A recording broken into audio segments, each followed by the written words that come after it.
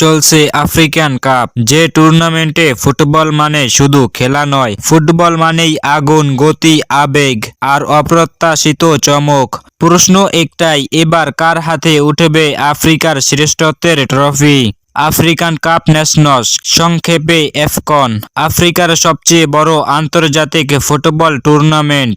এই টুর্নামেন্ট হয় প্রতি 2 বছর পর পর। এখান থেকেই উঠে এসেছে আফ্রিকার অসংখ্য কিংবদন্তি ফুটবলার।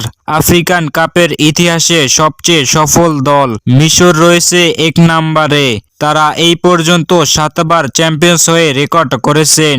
2 নম্বরে ক্যামেরুন, তারা 5 বার চ্যাম্পিয়ন্স হয়েছেন।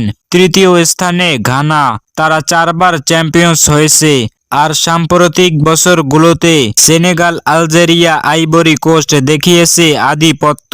এই কাপে চ্যাম্পিয়ন্স হতে হলে দৃঢ়তা ও আত্মবিশ্বাস দিয়ে সর্বোচ্চ লড়তে হবে। এবারে আফ্রিকান কাপে সবচেয়ে আলোচনায় সেনেগাল, আফ্রিকার সবচেয়ে ব্যালেন্স স্কোয়াড, শক্ত ডিফেন্স আর দ্রুত আক্রমণ।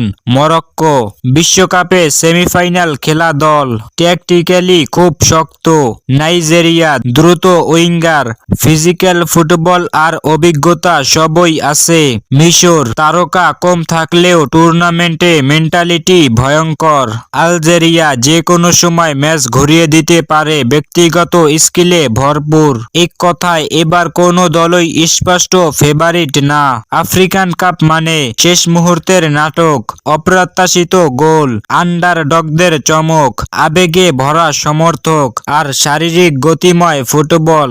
এখানে বড় দলও ছোট দলের কাছে হেরে যায়। এটাই এফকন এর আসল সৌন্দর্য। এই আফ্রিকান কাপ শুধু ট্রফির লড়াই না, এটা গর্ব, লড়াই আর ফুটবলের কাঁচা আবেগের গল্প। শেষ পর্যন্ত কে জিতবে, সেনেগাল, মরক্কো নাকি নতুন কোনো চমক? আফ্রিকান টুর্নামেন্ট মানেই পুরো বিনোদন।